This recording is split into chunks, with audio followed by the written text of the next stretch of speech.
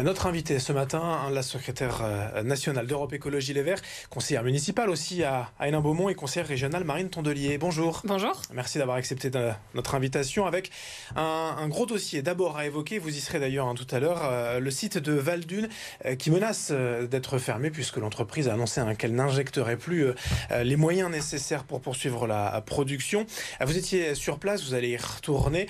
Vous dénoncez un non-sens écologique. Ça veut dire quoi? Ça veut dire qu'on va encore une fois peut-être, puisqu'on parle d'industrie régionale, se priver d'un outil de production qu'on a ici et après on va aller le chercher ailleurs? Évidemment, c'est 435 emplois, donc déjà quand on perd comme ça des emplois, on est toujours mobilisé, pas juste pour la question sociale, mais aussi parce que c'est des sites qui sont très liés à l'histoire de la ville. Enfin, c'est une partie de l'histoire de notre région qui s'envole. Mais il y a 3 non-sens dans cette affaire. Le premier, c'est que tout le monde nous dit qu'il faut protéger l'industrie de ce pays. On sait bien quand on habite les Hauts-de-France que c'est quand même de plus en plus compliqué et que les sites ferment les uns après les autres. Le deuxième non-sens, c'est qu'on nous dit qu'il faut protéger la souveraineté nationale. Et là, en l'occurrence, on a un savoir-faire, la forge de Lefrancouc et cette fabrique de roues d'essieux de train, qui est le seul endroit où on fabrique des roues et des essieux de train en France, qui va fermer. Et donc, quand il en faudra, on ira en le chercher à l'extérieur. Troisième non-sens, écologique, vous l'avez dit. On nous dit partout que la transition écologique, c'est évident, qu'il faut plus de transport en commun. On va mettre beaucoup d'argent dans les années qui viennent pour le train. Résultat, on ira acheter à l'extérieur des choses qu'on savait fabriquer jusque maintenant en France. Et donc, pour ces 3 raisons, plus la première que je vous avais citée, on se battra jusqu'au bout. J'étais sur le piquet de grève très tôt le matin, vendredi, pour le premier jour de grève. J'y retourne avec François Ruffin, qui a accepté de venir cet après-midi.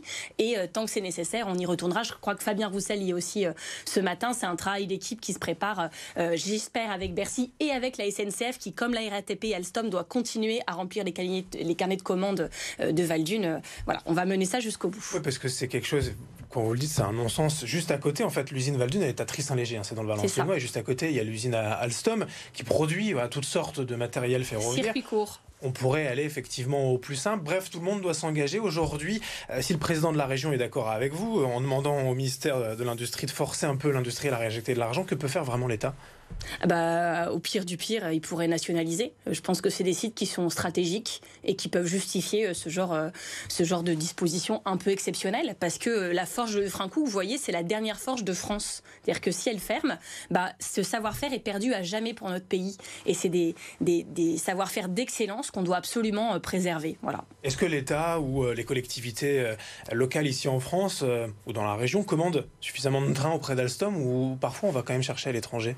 Alors, Alstom et RATP commandent toutes leurs roues, leurs essieux à Val-d'Une. Le problème aujourd'hui, c'est la SNCF qui 100% de leurs roues et essieux venaient de Val-d'Une, mais depuis quelques années, ils se fournissent de plus en plus en Italie, en Espagne et en Tchéquie. C'est ça qui a fait un peu le différentiel. Alors pendant la guerre en Ukraine, comme il y avait un site qui avait été détruit là-bas, ils ont eu pas mal de commandes pour remplacer la production de ce site. Mais voilà, ça ne suffit plus. Et puis surtout, le repreneur chinois a décidé, comme le repreneur allemand avant, voilà, il y a eu un petit temps et puis tout d'un coup, ils se rendent compte que c'est pas assez rentable, alors qu'ils c'est le plus gros groupe même devant ArcelorMittal au monde, et donc tout d'un coup ils lâchent après avoir pris, je pense, ce qui les intéressait.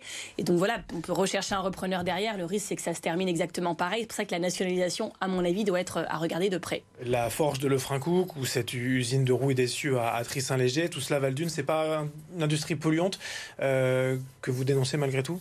Non, on n'en est pas là. Ça produit des roues pour les trains, et donc si on veut moins de voitures et plus de trains, il faut des trains, il faut bien les produire. Et je pense que c'est des industries par ailleurs qui, comme elles sont en France, produisent de manière beaucoup plus respectueuse de l'environnement que d'autres dans notre pays. Vous étiez parmi vos autres combats, Marine Tondelier, à Calais tout récemment pour soutenir Francis Peduzzi, qui est opposé, alors c'est le directeur du Chanel pour recentrer un peu, qui est opposé depuis plusieurs années maintenant à Natacha Bouchart, qui combat en fait les baisses de subventions. Il est opposé à rien, il défend son site culturel. Le Chanel, c'est un site culturel. Du coup, maintenant il s'oppose à Natacha Bouchart. C'est plutôt elle qui s'est opposée à lui. Pour le coup, lui, il défend sa structure culturelle, ses employés, son programme, et c'est une scène nationale. On a de la chance d'avoir des outils comme ça dans le Pas-de-Calais. Et moi, je suis allée les voir puisque j'allais rencontrer les assos de solidarité à Calais. Et donc, par hasard, on m'a dit, il faut que tu vois Francis, c'est compliqué. J'ai compris que c'était quand même très compliqué. Et ce qu'il faut dire quand même à vos auditeurs, c'est que ça se passe très bien avec la région de Xavier Bertrand, que ça se passe très bien avec le département, que ça se passe très bien avec l'État, que ça se passe bien en fait avec tout le monde, sauf avec Natacha Bouchart. Donc le problème vient peut-être, à mon avis, plutôt de Natacha Bouchart que de Francis Peduzzi, qui travaille bien avec tout le monde. Entre les deux personnalités ?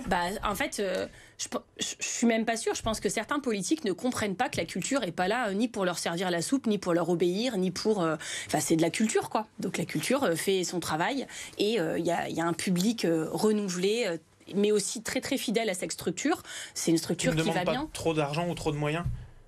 En fait, quand une ville s'engage sur 3 ou 4 ans, elle doit tenir ses engagements, c'est comme ça. Et donc, si chaque année, elle trouve une raison de baisser ses subventions, elle met en danger la culture dans sa ville. J'ai l'impression que ça ne la dérange pas, mais nous, ça nous dérange. Et donc, on va soutenir cette structure jusqu'au bout. On est le 9 mai, c'est la journée de l'Europe aujourd'hui. Et dans un an, ce seront les élections européennes. Vous avez annoncé à Marine Tondelier qu'il n'y aura pas de candidature unique à gauche. Autant je pense que pour 2027, on a bien compris qu'il n'y avait pas de candidature unique à gauche, il n'y aurait pas de victoire possible pour la gauche et les écologistes. Et donc, faut se rendre compte de la taille du compromis, de dire il y aura une candidature unique, et y compris nous, écologistes, on est prêts, si nécessaire, à renoncer à une candidature écolo. Les socialistes font pareil. Dans le cas des européennes, c'est une élection à un tour. Donc, quand on se présente, qu'on soit communiste, socialiste, insoumis, écolo, on ne prive personne d'un deuxième tour potentiel ou d'une victoire potentielle. Nous, on est pour une Europe forte et fédérale. On pense que l'Europe fait partie de la solution plutôt que du problème. Vous voyez, on parlait de l'industrie tout à l'heure. Pour mettre en place un protectionnisme aux frontières, se dire que on exige une taxe carbone aux frontières, c'est-à-dire qu'on ne va pas exporter la pollution et donc du dumping environnemental, où en Chine on produit moins cher parce que pas avec les mêmes normes. Vous ne pouvez pas le faire à l'échelle de la France. Donc en réalité, l'Europe, ça nous protège de la guerre en Ukraine, que ça aille pas jusque chez nous, et c'est fort en diplomatie, c'est fort pour l'économie, ça devrait être fort pour le social, ça on le fera. Et donc voilà, nous on est pour une Europe forte et fédérale, c'est pas le même programme que tout le monde, et on veut représenter ces idées. Par ailleurs, chez nous, la journée de l'Europe, c'est toute l'année, on s'appelle Europe Écologie Les Verts, et on y tient. Il n'y a pas un risque quand même de rendre tout cela un peu illisible pour les électeurs? Vous êtes unis pour les élections pour l'Assemblée nationale, vous le serez pour 2027, mais là vous l'êtes plus. Non, parce que en fait en 2022 et en 2027, on fait des coalitions. Parce que la Ve République, qui est à bout de souffle et qui n'est plus démocratique, en fait, c'est pas normal qu'on puisse pas présenter nos idées à la présidentielle, fait qu'on est obligé de le faire. Donc on le fait et on tient dans le mandat. Par contre, on n'est pas mariés tout le temps, on est des partis différents. Et ce qui serait illisible, c'est, alors qu'on n'a pas le même programme pour les européennes, de faire une liste ensemble. Et je pense que beaucoup de nos électeurs ne s'y retrouveraient pas, ni les nôtres, ni ceux qui sont plus sceptiques sur l'Europe et qui ont envie de voter pour une liste sceptique pour l'Europe. Voilà. Une image un petit peu plus légère quand même pour terminer avec vous, Marine Tondelier. Vous étiez samedi soir à Bollaert pour le match de Lens face à l'OM, la deuxième place. Soirée. Et la Ligue des Champions, ça y est, vous y croyez? C'est hyper émouvant parce que ça fait quand même 25 ans qu'on attend ça. Moi, j'étais au collège à Lens en 1998. Il y a eu une longue traversée du désert où on était quand même là. Et là, je dois vous dire que de nous voir accrocher la Ligue des Champions potentiellement, et puis d'être au coude à coude avec le Qatar Saint-Germain, avec le Paris Saint-Germain, qui est quand même un budget annuel de 700 millions d'euros. Le RC Lens, c'est 62 millions d'euros. 62 d'ailleurs, ça ne s'invente pas. Et donc vous voyez, moi je suis extrêmement fière de se dire qu'avec cette équipe qui joue avec des moyens qui sont 10 fois inférieurs à ceux du PSG, avec ce public qui a quand même toujours été là et qui est salué dans toute la France, on est en train de faire un exploit seulement 2 ans après notre montée en Ligue 1. Donc ouais, c'est une très belle aventure, et pour avoir passé un gros bout de la soirée après dans Lens, ça fait du bien en fait. C'est aussi un département qui relève la tête, et le foot y contribue, donc on les en remercie. Et ça continuera jusqu'à la fin de saison en espérant peut-être donc cette deuxième place, voire peut-être mieux, c'est jamais. Là on est prêt à tout. Merci en tout cas Marine Tondelier, secrétaire nationale d'Europe Écologie Les Verts, conseillère municipale à Hénin-Beaumont et conseillère régionale, d'avoir été avec nous ce matin. Merci à vous.